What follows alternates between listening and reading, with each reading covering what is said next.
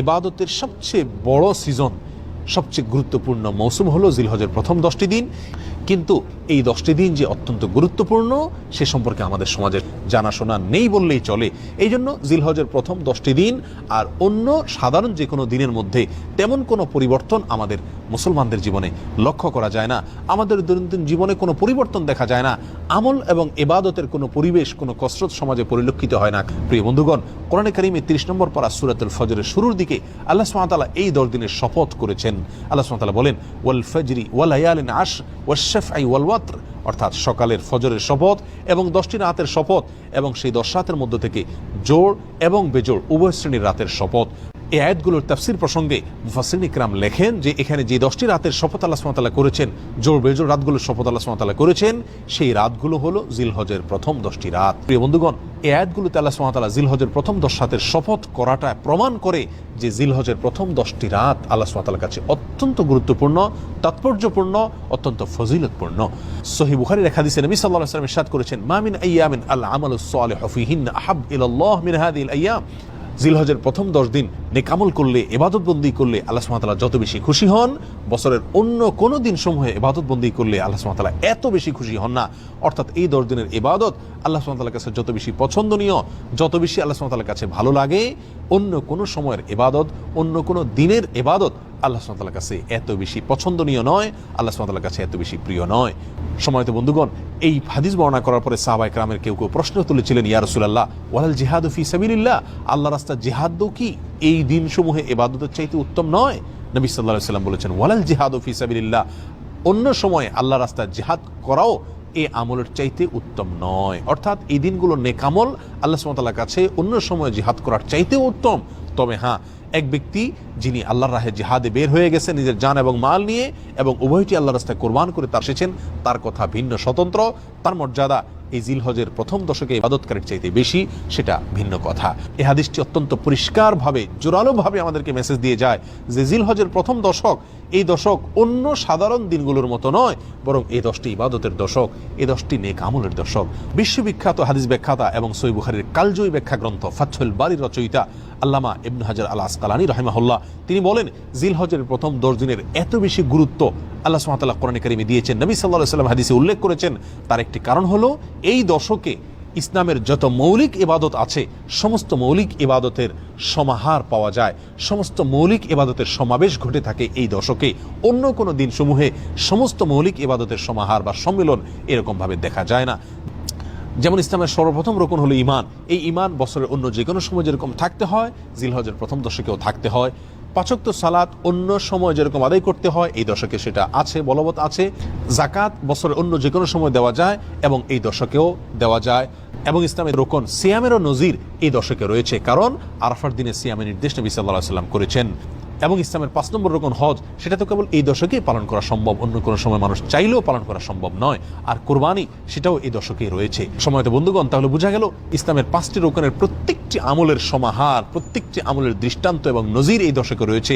অতিরিক্ত হিসাবে কোরবানি সহ আরো অনেক নেক আমল রয়েছে। এই জন্য মুসনাদ আহমদ এবং বাজ্জারের এক হাদিসে নবী সাল্লাল্লাহু আলাইহি ওয়াসাল্লাম এই দশককে বছরের শ্রেষ্ঠ দিনসমূহ বলে আখ্যায়িত করেছেন। আফজালু আইয়ামিদ দুনিয়া বলেছেন, বছরের সবচাইতে সেরা এবং শ্রেষ্ঠ দিন বলেছেন।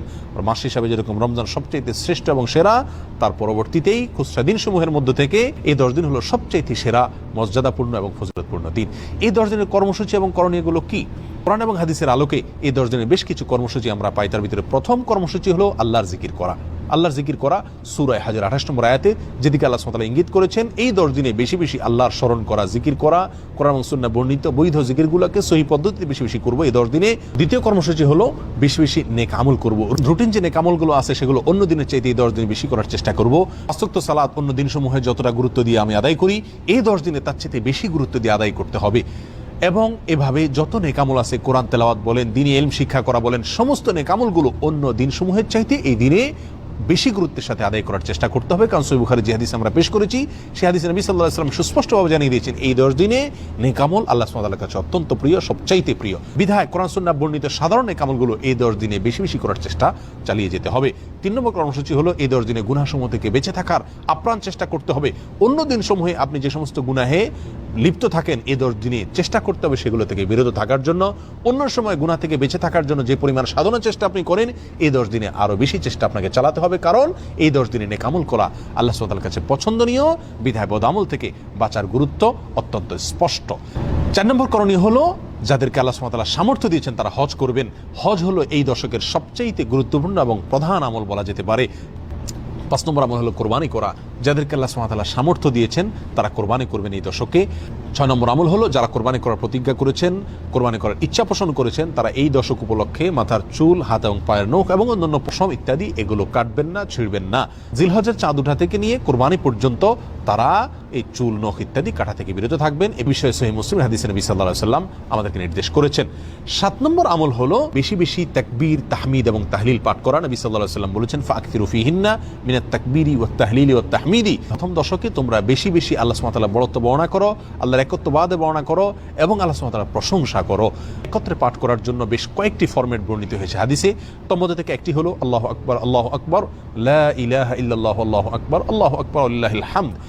আমাদের সমাজে জিলহজের প্রথম দশক উপলক্ষে কিছু মানুষকে হজ করতে দেখা যায়, আর সমাজের বেশিরভাগ মানুষকে কোরবানির প্রস্তুতি নিতে দেখা যায়, কোরবানির মহড়া পরিলক্ষিত হয়। কিন্তু এই দশকের এই যে আমলটি, তাকবীর, তাহমিদ, তাহলিলের আমলটি আমাদের সমাজে খুব একটা দেখা যায় না, অথচ এটি এই দশকের তৃতীয় গুরুত্বপূর্ণ আমল বলা যেতে পারে। এই দশকের সবচেয়ে গুরুত্বপূর্ণ আমল যদি হজ হয়ে থাকে, কোরবানি যদি দ্বিতীয় হয়ে থাকে, 3 নম্বর সবচাইতে গুরুত্বপূর্ণ আমল হলো এই দশকে বেশি বেশি তাকবীর, তাহমিদ এবং তাহলিল পাঠ করা। সাহাবী আবু হুরায়রা এবং আব্দুল্লাহ ইবনে ওমর রাদিয়াল্লাহু তাআলা আনহুমা তারা এই দশকে বেশি বেশি তাকবীর, তাহমিদ এবং তাহলিল পাঠ করার জন্য বাজারে চলে যেতেন এবং বাজারে গিয়ে তারা উচ্চ স্বরে এই তাকবীর, তাহমিদ এবং তাহলিল পাঠ করতেন, উদ্দেশ্য যাতে করে শুনে অন্যরাও পাঠ করতে পারে। আমাদের মধ্যে কয়জন মুমিন আছি যারা এই সৎসাহস রাখি যে আমি বাজারে গিয়ে, দোকানে গিয়ে, মার্কেটে গিয়ে উচ্চ স্বরে তাকবীর, তাহমিদ এবং তাহলিল পাঠ করবো, এই আশায় যেন আমার তাকবীর, তাহমিদ, তাহলিল শুনে অন্যদেরও স্মরণে আসে, তারাও পাঠ করে। প্রিয় বন্ধুগণ, এই আমলটিকে সমাজে পুনর্জীবন দেওয়া অত্যন্ত গুরুত্বপূর্ণ। চেষ্টা করি জিলহজের প্রথম দশক উপলক্ষে দিনে রাতে চলতে ফিরতে, উঠতে বসতে, কর্মস্থলে, নিজের বাসস্থানে, সর্ব জায়গায় তাকবীর, তাহমিদ এবং তাহলিলের রব উঠাই দিই এবং পড়তে থাকি, অন্যকে শুনে শুনে পড়তে থাকি, উচ্চ স্বরে পড়তে থাকি। আল্লাহু আকবার, আল্লাহু আকবার, লা ইলাহা ইল্লাল্লাহু, আল্লাহু আকবার, আল্লাহু আকবার, ওয়ালিল্লাহিল হামদ। 8 নম্বর আমল হলো এই একই দোয়া আইয়ামে তাশরিকে প্রত্যেক সালাতের পরে নারী পুরুষ সকলে একবার করে পাঠ করা, অর্থাৎ ঈদের দিন এবং ঈদের পরে আরও 2 দিন, এই 3 দিন ফজর থেকে এশা পর্যন্ত প্রতিটি সালাতের পরে কমপক্ষে একবার করে আল্লাহু আকবার, আল্লাহু আকবার, লা ইলাহা ইল্লাল্লাহু, আল্লাহু আকবার, আল্লাহু আকবার, লিল্লাহিল হামদ, এটা বা অন্য যে কোনো ফরম্যাট হাদিসে বর্ণিত হয়েছে, এইসব ফরম্যাটে তাকবীর, তাহমিদ এবং তাহলিল পাঠ করা। এটি হলো 8 নম্বরের আমল। 9 নম্বরের আমল হলো আরাফার দিনে নফল সিয়াম রাখা। নবী সাল্লাল্লাহু আলাইহি ওয়াসাল্লাম বলেছেন সিয়াম ইয়াউমি আরাফাতা আহতাসিবু আলাল্লাহি আন ইউকাফিরা আস-সানা আল্লাতী ক্বাবলাহা ওয়াল্লাতী বা'দাহা আও কামা ক্বাল। অর্থাৎ আরাফার দিনের সিয়াম কেউ যদি রাখেন তো আল্লাহর প্রতি আমার ধারণা হলো যে তার পূর্বের, পেছনের 1 বছরের গুনাহ আল্লাহ সুবহানাহু ওয়া তাআলা মাফ করে দিবেন এবং সামনের অগ্রিম 1 বছরের গুনাহ আল্লাহ সুবহানাহু ওয়া তাআলা মাফ করে দিবেন। যদি সামনের 1 বছর কারোর বাঁচার তৌফিক না হয় তো আল্লাহ সুবহানাহু ওয়া তাআলা তাকে হয়তো 1 বছরের নেক আমল তার আমল নামায় দিয়ে দিবেন। অনেকেই বলেছেন জিলহজের 1 থেকে 9 তারিখ পর্যন্ত প্রত্যেকটা দিনই নফল সিয়াম রাখার গুরুত্ব রয়েছে। যাদের সামর্থ্য আছে প্রত্যেকটা দিন রাখি, আর যদি সামর্থ্য না থাকে কমপক্ষে আরাফার দিনে, যেদিন হাজী সাহেবরা আরাফাতের ময়দানে অবস্থান করেন সেই দিনে আমরা এই চেষ্টা করি। আল্লাহ সুবহানাহু ওয়া তাআলা সকলকে তৌফিক দান করেন। 10 নম্বর আমল হলো ঈদুল আজহার সালাত আদায় করা এবং ঈদ উপরান্ত সমস্ত সুন্নাহগুলো পালন করা। জিলহজের প্রথম দশকের 10টি কর্মসূচি আবারও আমি এক নজরে বলে দিচ্ছি।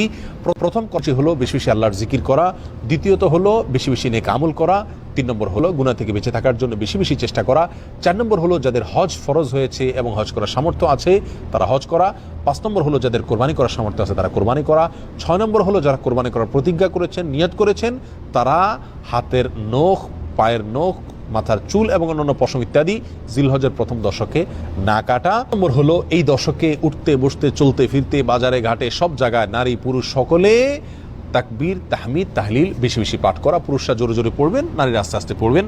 আল্লাহু আকবার, আল্লাহু আকবার, লা ইলাহা ইল্লাল্লাহু, আল্লাহু আকবার, আল্লাহু আকবার, লিল্লাহিল হামদ। 8 নম্বর আমল হলো এই একই তাকবীর, তাহমিদ, তাহলিল আইয়ামে তাশরিকে প্রত্যেক ফরজ নামাজের পরে একবার করে পাঠ করা। আর 9 নম্বর আমল হলো আরাফার দিনে নফল সিয়াম রাখা এবং সম্ভব হলে 1 থেকে 9 তারিখ পর্যন্ত প্রত্যেকটা দিন নফল সিয়াম রাখা। 10 নম্বর আমল হলো ঈদের দিনের সমস্ত সুন্নাহ পালন করা, ঈদের সালাত আদায় করা। রমজানের পরে আয়তনে এবং গুরুত্বের বিচারে দ্বিতীয় বৃহত্তম ইবাদতের নেক আমলের এই সিজন সম্পর্কে আল্লাহ সুবহানাহু ওয়া তাআলা আমাদের সকলকে সচেতন হওয়ার, গুরুত্ব আরোপ করার তৌফিক দান করুন। বন্ধুগণ, জিলহজ তো প্রতি বছর একবার করে আসে। আমার জীবনে জিলহজ কতবার এসেছে, কিন্তু জিলহজের প্রথম দশকে নেক আমলের গুরুত্বের কোনো ছাপ আমার জীবনে কি আদৌ পড়েছে?